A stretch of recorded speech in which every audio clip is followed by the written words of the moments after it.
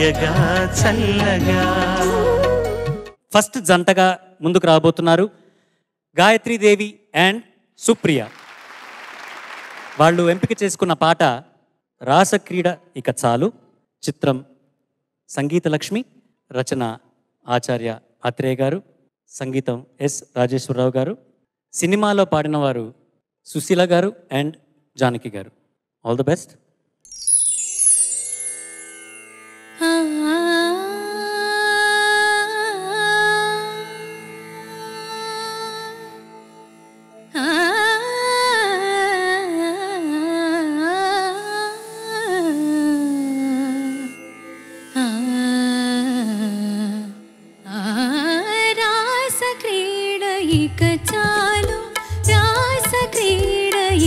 చాలు నీకై రాధవే చెవేళ్ళు, రాధవే చెవేళ్ళు.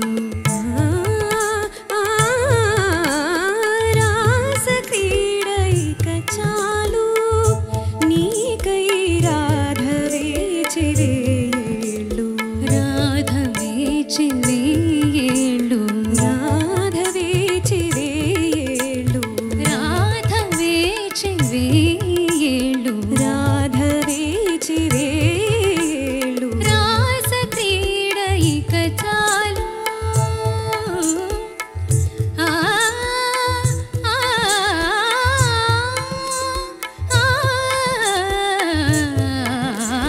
రాస క్రీడ ఇక చాలు.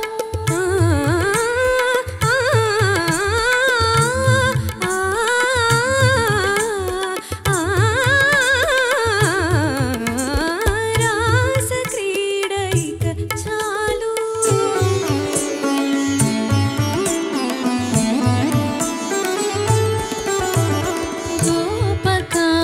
గోపకాంతలున్నారు, ఆలమందలున్నాయి. గోపకాంతలున్నారు, ఆలమందలున్నాయి. లోకమంత నీదేరా, లోకమంత నీదేరా. రాధకెవరు లేరు లేరు, నీ రాధకెవరు లేరు లేరు. రాస క్రీడ ఇక చాలు.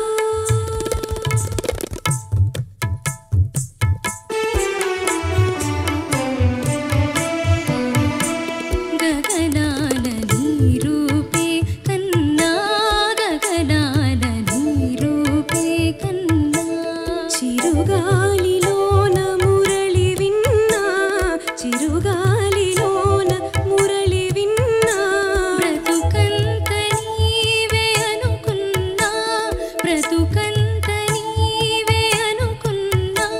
కనులార చూడవేచి ఉన్నా, గగనాల నీరూపే కన్నా, గగనాల నీరూపే కన్నా.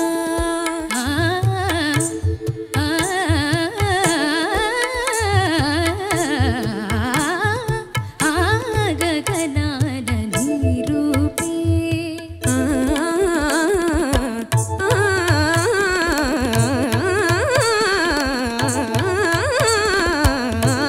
గగనాల నీరూపే. నిదపమ పనిసా నిస గరిస గరిస నిదప నిదపమ గరిస మరి పమని పమ గరిస రిమ పనిరిస సని సగరి సని సగరి సని దపమ పని సగరి సని దపమ పని సరి మగరి సని రిస నిదపమ గరిస రిమ పనిరిస గనిత సని రిస గరిస నిరిస మగరి గరిస నిద మగరిస గరిస రిమ పసని స రిమ పసని స గరిస పసని పని ద మద పగ పమ గరిస గ గ గ గరి మగ గరి మగ ద ద ద ద పని ద పని ద మగ పమని పసని పమ గరి సని స పమని పసని గరి సని పమ గరి గ మపని రిస మపని రిస నిసరి మపని స గరి సని సరి మపని రిస గరి సని సరి మపని రిస గరి సరి మపని స. గగనాల నీరూపే.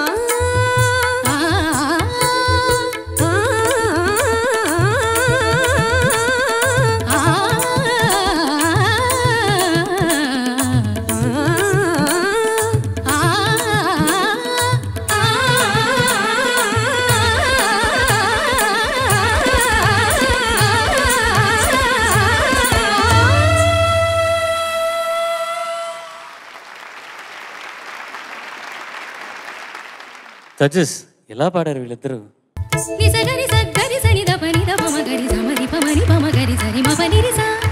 అలాగే మైక్లో కూడా చెప్పేస్తే బాగుంటుంది. ఊహకే అందినటువంటి ఒక అత్యంత క్లిష్టమైనటువంటి పాట కాంపిటీషన్లో పాడడము అంటే మీ ధైర్యానికి ఫస్ట్ హ్యాట్స్ ఆఫ్. ధన్యవాదాలు. ధన్యవాదాలు. మీరు మీ మీద ఒక 200 కిలోలు బరువుని, లిటరలీ చెప్పాలంటే బాహుబలిలో ప్రభాస్ ఆ శివుణ్ణి ఎత్తాడే, ఆయనైతే ఎత్తగలిగేసాడు. మీరు ఈ పాట చూసినప్పుడు నేను పడ్డ టెన్షన్ నేను మీకు చెప్పలేను. దీని వెనక కష్టం నాకు తెలుసు కాబట్టి. కానీ మీరు అతి తక్కువ సమయంలో నేర్చుకోవటం, మధ్యలో గుటకలు లేకుండా, మర్చిపోకుండా, ఎదురుకుండా పుస్తకం లేకుండా ఈ పాట ప్రదర్శించిన తీరు చాలా ఇన్స్పైర్ అయ్యాను నేను, నిజంగా చెప్తాను. Thank you so very much. Thank you ma'am. Chandrabose garu, 2 మబ్బుల వల్ల వర్షం కురిసింది. ఏ మబ్బు ఎన్ని చినుకులు కురిసింది అనేది ఎలా చెప్పగలం? అలా ఉంది. అంత బాగా పాడారు. చాలా శ్రావ్యంగా, లోపరహితంగా అనిపించింది పాట. కాకపోతే నిర్మోహమాటంగా నా మాట చెప్తాను ఏంటంటే, గోపకాంతలు ఉన్నారు, ఆలమందలు ఉన్నాయి, ఆ చరణానికి ముందొచ్చే రాగాలాపనలో గాయత్రి నువ్వు చాలా అందంగా పాడు. దాని తర్వాత గాయత్రి తర్వాత వచ్చిన రాగాలాపన కొంచెం వినసొంపుగా అనిపించలేదు సుప్రియది. అదొక్కటే నాకు అనిపించింది వ్యక్తిగతంగా. మిగతా అంతా అద్భుతం అంతే. ధన్యవాదాలు sir. Thank you sir. Vijay Prakash గారు. గాయత్రీదేవి, సుప్రియ, మీరందరూ ముందు వచ్చినప్పుడు 2 వీలర్లో వచ్చారు. పర్లేదే అని 2 వీలర్కి మేము లైసెన్స్ ఇచ్చాము. 3 వీలర్ తర్వాత అయింది. ఈరోజేమో ఫైనల్స్లో 4 వీలర్ నడుపుతారనుకుంటే మీరు స్ట్రైట్ ఏరోప్లేనే తీసుకుని వెళ్ళారు. కానీ ఈ పాటలో చాలా టర్బులెన్స్ ఉంది, కానీ సేఫ్గా ల్యాండ్ అయ్యారని చెప్తాను. కంగ్రాచులేషన్స్.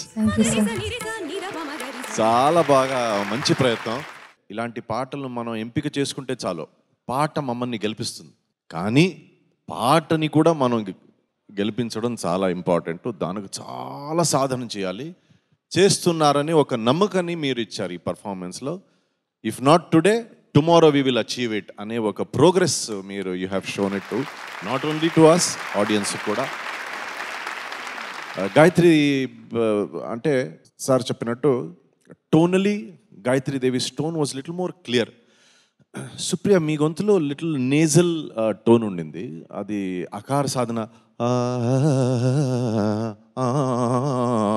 అలా with when you sing it with the help of nose అంటే it's a very danger zone. అది కాన్షియస్గా మనం ఈ సరళ వరుస, జంటి వరుస, ఈ అకార సాధన చేసేటప్పుడు we have to be very clear. Nasal sound రాకున్నట్టు మనం ప్రాక్టీస్ చేయాలి. ప్రాక్టీస్ చేస్తే చాలు, you will achieve it, not a problem.